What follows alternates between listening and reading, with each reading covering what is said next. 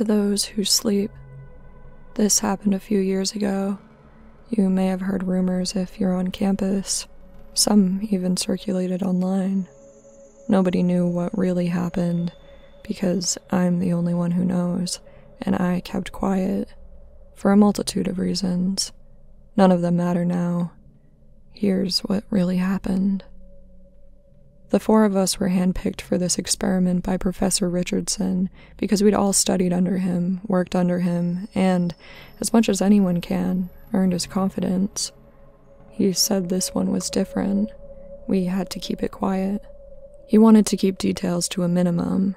All he would tell us before going in was that he required a month of our lives, and that if he succeeded, sleep would never again be a necessity. Think of it, he said. 6 to 8 additional hours every day. Your month will be paid back before the year is out. If he was right, he'd have a Nobel Prize for sure. It would change the world. We believed in him. Sleep would become a hobby. Imagine that. We felt lucky to be a part of it. We went in with the highest of hopes. We were so excited for a new future for humanity and for ourselves. I was the only one to leave that place. Week 1. Professor Richardson brought us out to the location in his van, explaining along the way what we were to do. For the purposes of the study, we were asked to remain in the compound, as he called it. We would be locked in fact, and deprived of windows and Wi-Fi. Other than endure patiently, we didn't have to do much of anything. My machine does all the work, he explained. It uses a complex melange of sound waves to disrupt the process of sleep, evolutionary appendices from the days before civilization. The most immediate side effect you'll notice is that you won't dream. Any other side effects we noticed, we were to catalog. We were, as he said, in uncharted territory, and so we had to map out the dangers. The immensity of the project was inspiring enough. We saw the compound, the octagon, as it was known. A concrete octagonal structure built at the end of a labyrinth of dirt roads somewhere in the backwoods of Searcy, Arkansas. I've never been able to find it again. The professor said it was originally intended as a jail for terrorists, but it was abandoned and never used. It's virtually impenetrable, invisible to satellites, but for us it had been stocked with all the comforts we'd require for a month of dedication. I don't think if any of us expected to really conquer sleep. We thought, perhaps, a reduction in sleep requirements could be possible. We spent a fair amount of the first 2 days speculating on how the machine works with its complex melange of sound waves, and whether sleep is really an evolutionary appendix, as the professor had claimed. By the 3rd day of only getting 3 to 4 hours of sleep, contrary to feeling groggy, we were more awake and full of energy than ever. We were alert and ready to debate these ideas. That's when the excitement really hit us. He really did it, JT said. JT was a big, ginger-bearded guy, the sort of guy who still has a healthy collection of magic cards.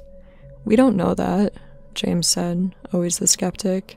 He came from Australia just to study under Richardson, actually. The machine could just be stimulating the adrenal glands to mildly dose us with adrenaline all throughout the day.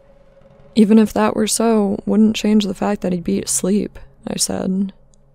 With our extra time, we were getting in tons of reading, played a stupid amount of Call of Duty, and still had plenty of time to sit around and debate. I guess I have to admit it's fucking amazing, James said. We all felt it. It was almost euphoric, the excitement we felt for possibly being the first humans to live without the need for sleep. Technically, we still needed a few hours each night still, but we decided together that it was more out of habit than necessity. Then, on the 4th day, Dawn said, "There's something wrong." Dawn was a serious one, superstitious. He used to be a Franciscan, I'd heard. It showed. He didn't talk that much, and when he did, it was usually worth listening to. This time, he put into words something that I'd been feeling, but I guess I just kind of buried it under the excitement. With the experiment, or... That was JT. "I don't know," he said. "It's a feeling, this constant uneasiness. Like this isn't going the way it's supposed to be going, or that we're in the wrong place. No, James said. I think that's it. It's this place. We all knew it was weird from when we first saw it, this concrete octagon, but living in it, I think there's something wrong with this place. Like something terrible happened here. I thought it was never used, I said. Governments always say that about torture prisons, James responded. It's more than that, JT said. I feel it too. I thought it was just from lacking windows at first, but that's not it. I think it's the angles. It's like the angles in this building don't add up to what they should. What if everyone's dead outside? Dawn asked. James jumped up so fast his chair clattered to the ground. Cut that shit out, Dawn. Why would you even say that? Well, what are you saying? I asked. This is a haunted octagon? Yeah, James, JT said. Was it built on an octagonal Indian burial ground? Okay, you want to play that? He responded. I can play. Look, the space around us transforms based on how we perceive it. Take a church. The people who go there perceive it as holy. So they do things like leave their crutches behind when they force themselves to walk or light their candles or whatever. These changes to the space only enhance the perception of holiness and influence future visitors to perceive it in the same way and change it in the same way. Haunted places are the same. For one reason or another, they begin to be perceived as haunted. The more they're perceived that way, the more they're imbued with hauntedness. Even if you've never seen the place before, you pick up on the subtle clues, if you're at all sensitive. In a way, it's true to say it's a haunted place. It's true to say the church is holy.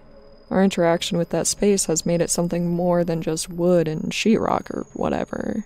So what I'm saying is, maybe some things happen here, and we're picking up on it. Some bloody awful things. And in that sense, yes, it's a haunted octagon. No, Dawn said. Places are considered holy because an authority telegraphs it to whoever will listen, just like haunted places make a lot of money off of dumb tourists. Whatever it is, we all agree something doesn't feel right about our situation. Maybe it's the machine.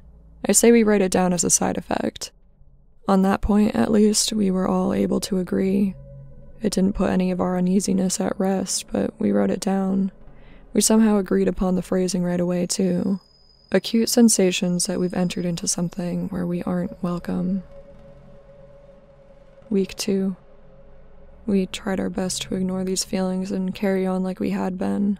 Those first few days had been some of the best in our adult lives, but we never got back those happy times.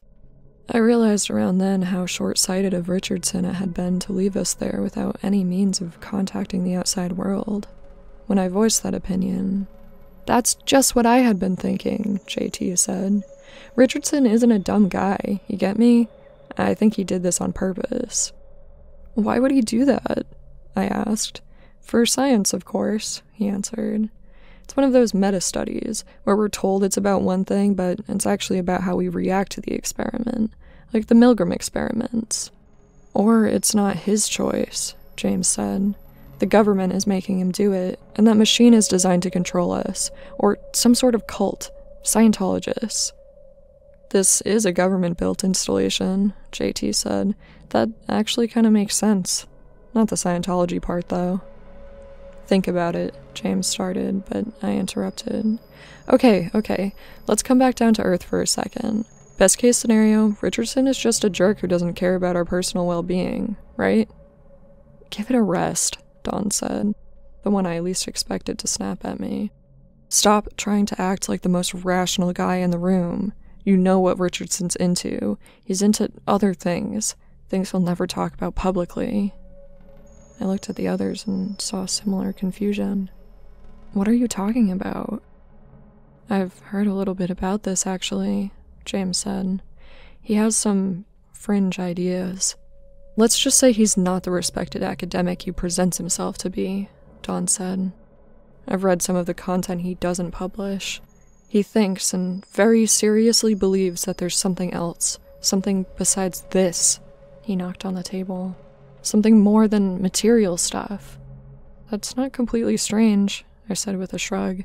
I was expecting worse. "He put it this way," Dawn continued, ignoring me.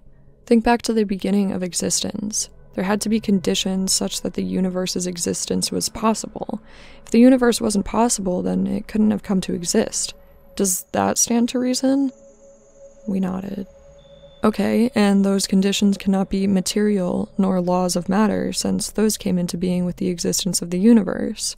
So whatever those conditions are, they have to be something other than the basic substance of the universe. Does that make sense? I guess, I said. This isn't turning into an argument for God, is it? He shook his head. It's an argument for something that continues to exist. Except we can't even say that, because ideas like something and exist are developed by, for, and within physical reality.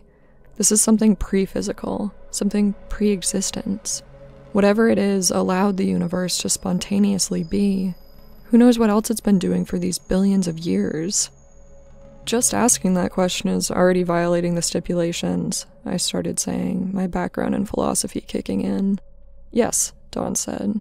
But he believes. He thinks it's the source of free will. Our brains touch it somehow. And so he believes he can reach it, study it, use it. I didn't get to read much more than that, though. And this experiment is something he's not putting on the books, James added. It may have to do with his more peculiar interests. So instead of eliminating sleep, he's trying to make us see God? I asked sarcastically. I don't know, brother, Dawn said. I'm just saying, if he thinks the brain touches another reality, this is just the kind of experiment he'd want to try to prove his theory. You think this room is bugged? JT asked.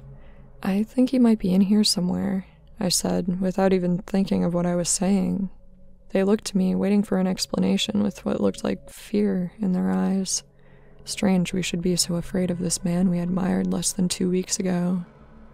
I sometimes feel like someone's watching me sleep, I explained, my voice starting to tremble. I figured it was one of you at first. I feel it especially when I'm not quite awake, but not quite asleep. Those moments when you wake for a few seconds just to adjust your pillow, I could feel and see and hear someone standing over me, just breathing and watching, and I was too close to unconscious to do anything about it. Then I just fell back to sleep. I could see the terror filling the other's eyes when I spoke. I've been feeling it too, Dawn said, almost in a whisper, like he was scared to be heard. I thought I was losing it. Me too, James said. Someone else is in here, I said. We drew closer together, our eyes darting nervously around the gray concrete room. We were all feeling the same thing, I'm sure, that we were trapped. Trapped inside this horrible building with someone or something else. Wait, JT said. What would this person be eating? We don't see our food disappearing. There's no way out. There isn't really anywhere to hide. We gotta start being sensible. I let out a sigh of relief, because he was right. Okay, let's think about this, I said. Let's say there is another effect of the machine. Phase 2, paranoia. Phase 2, paranoia, Dawn said with a consenting nod. We wrote it down. The next day, when we all gathered for breakfast, JT asked us, "Have you all had any dreams?" We all shook our heads. Richardson was right on the money with that one, I said. Mm-hmm, he said. Did you know that feral children don't dream? How do we know that? James asked. They tell us, the few that get socialized. They say dreaming is something that only starts after, when they have language, object permanence, and all that shit. What about dogs? I asked. Like chasing rabbits in their sleep. Autonomic responses. Maybe language and object permanence impacts only the ability to remember dreams, James said. Both are consistent with the superficial data. The onus is on you to prove otherwise. JT scoffed. What's your point anyway? Dawn asked. The point is, being dreamless, do you think it's healthy? I don't think it's healthy. I think the machine isn't making us not need sleep. It's making us not feel tired. I think all of this might be happening because we aren't dreaming. We can't really answer, can we? James said. Dreams naturally accompany REM sleep. So we don't have any studies that differentiate between the effects of not dreaming and not sleeping. Or maybe we're dreaming and the dreams are just going somewhere else, JT said. I don't know what he meant by that. Nobody did, but we all stopped talking and dispersed. Something about it felt too true. Week 3. Our gatherings for theoretical discussions became rarer and rarer. We tended to isolate ourselves and eyed each other with suspicion. I had those feelings of uneasiness and unwelcomeness every day, and each night the figure standing over me. I was sleeping even less now, about an hour tops, so little sleep that I'd start to catch it running away. The last time I was awake enough to see where it was going. It's this one particular corner of my room that always struck me as peculiar. I caught myself staring at it even when I didn't want to. It's a point where the angles are strange. My eyes had trouble focusing on it. The figure skulked straight to that point and disappeared into it. When I woke up fully, I questioned whether I had hallucinated the whole thing. Perhaps phase 3, hallucinations. I went over to that corner and looked at it closely. It smelled strange, like turpentine. The more I stared at it, the more I forced my eyes to focus. I was sure something was moving inside, and it was watching me. I heard this awful, hate-filled noise come from deep in the corner then. I didn't wait around to understand what made that noise. I left that room for good. I took all my short naps in the library from then on. While laying in the library, I overheard JT talking to someone in the corridor. He was telling him about the angles again. He said there are more degrees in the building than can possibly be in a standard enclosed shape. 2.7488 degrees more, he said. Just enough to drive you nuts, but not enough to be obvious. Whoever he was talking to said something I didn't understand. Something like, "Those are the degrees of ripping." The voice was distorted somehow, so I can't be sure. What I was sure of, I didn't recognize that voice at all. Whoever JT was talking to was not one of us. It may be silly, but I was scared. I stayed there, pretending to be asleep while JT walked by, and as he did, I felt someone, or something, come into the room and stand over me. Then it went away. After a minute or two of telling myself that I was being foolish, I went following after JT. I didn't see him anywhere. I bumped into James and he said he also hadn't seen JT.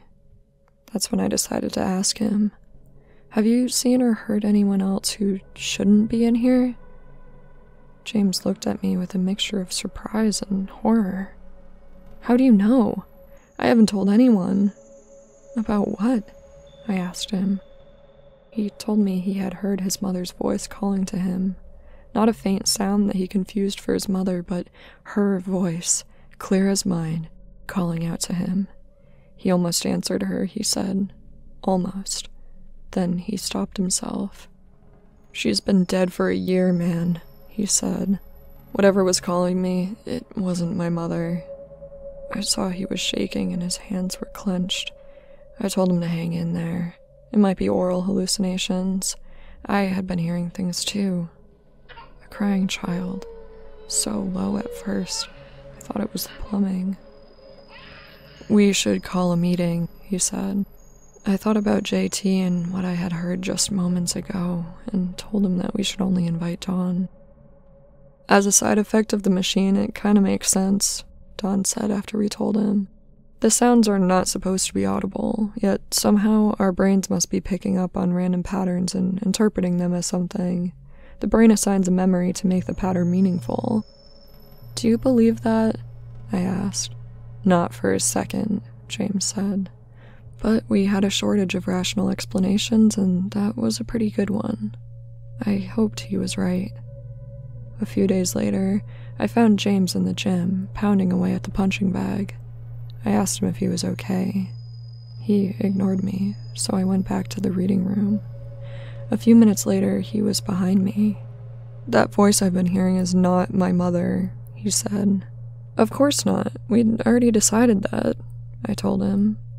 No, I mean, I don't know what I mean. It's just, my mother was a kind person. Even if this voice is trying to sound like her, it's not her at all. It's not kind. It's not human.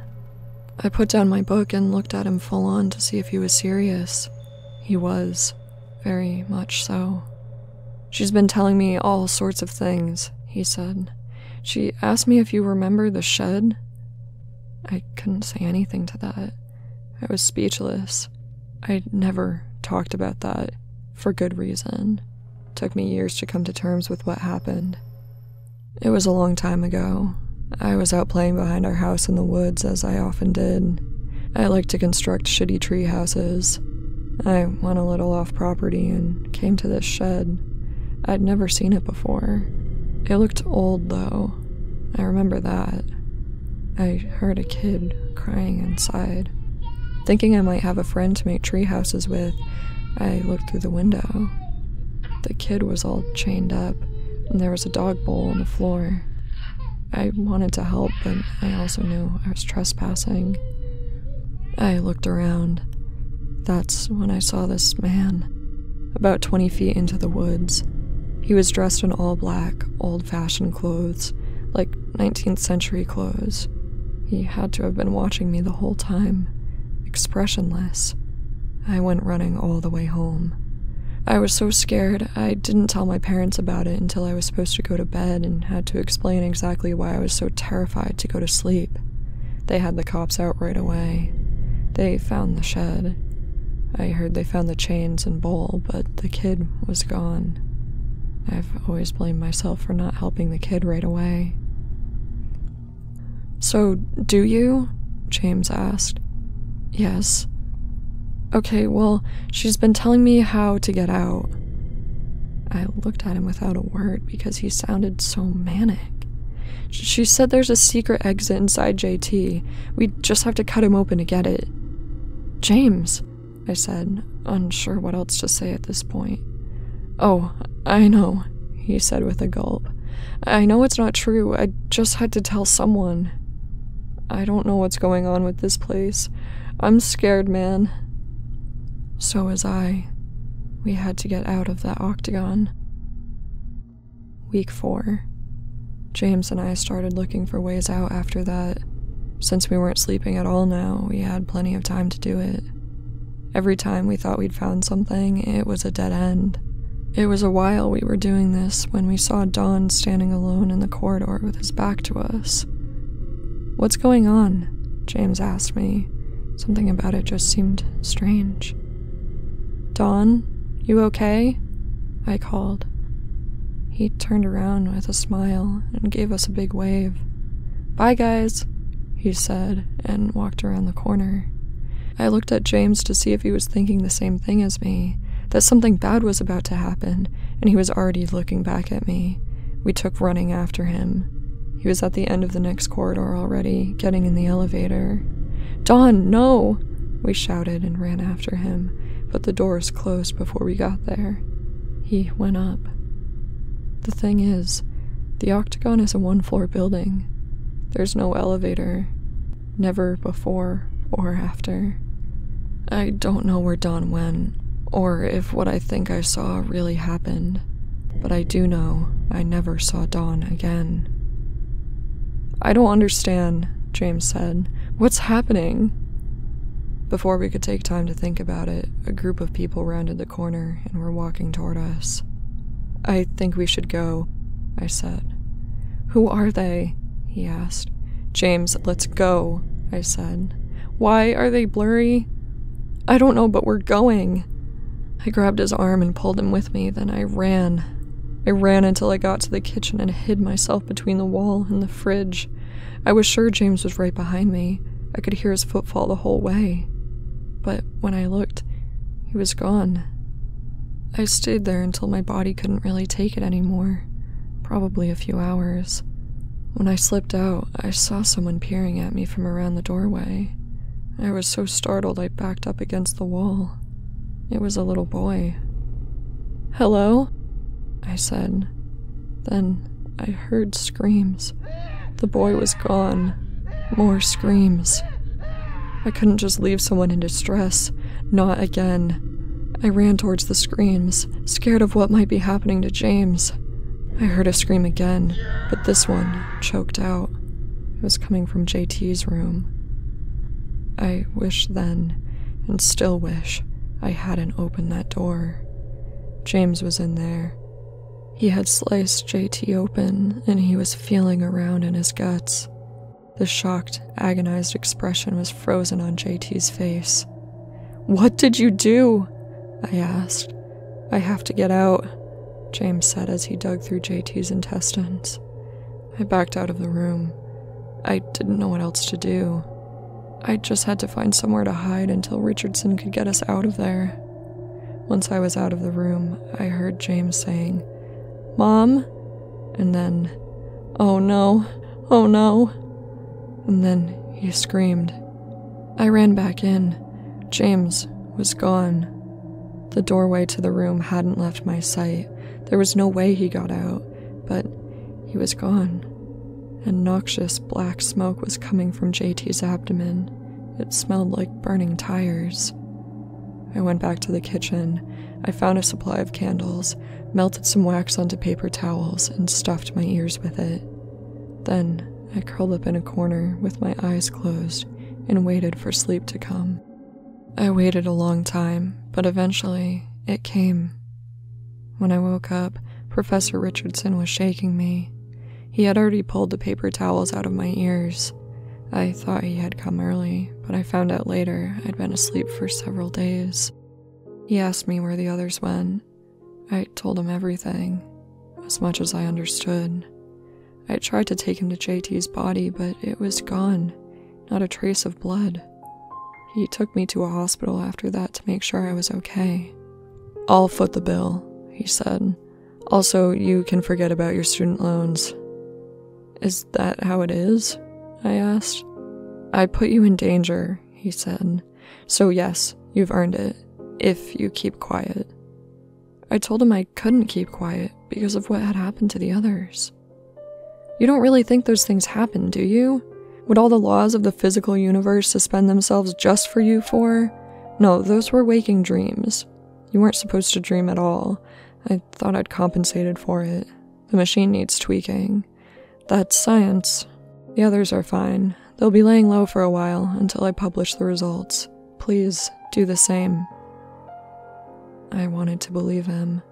I've always considered myself a rational person. I just didn't believe him. Yes, it all could have been a dream. That would be the simplest explanation. But it was no dream. I tried to find the others. I never could. I don't think they're fine at all. I tried to tell the police about it, but they wanted evidence. I couldn't even show them the octagon. James, JT, Dawn, if you're out there and you read this, please let me know you're okay. And everyone else, let me tell you what I think.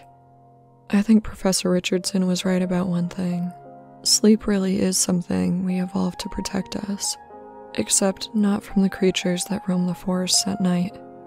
It protects us from something much worse, something all around us. It's not obsolete at all. Think whatever you believe in, that you have sleep, and you dream.